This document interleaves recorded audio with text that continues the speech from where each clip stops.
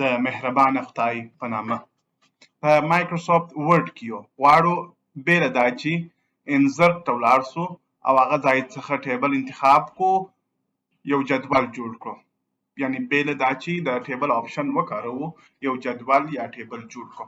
څنګه کولی شو دا کار وکړو؟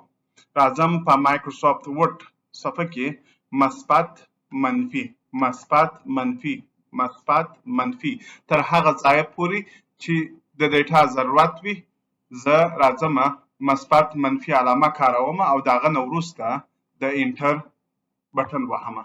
څنګه چې تاسو ګورئ جدول جوړ شو. څنګه کولی شم چې دغه جدول ته پراختیا ورکړم یعنی نور ردیفونه هم ورکړم؟ ډیر اسانه دی.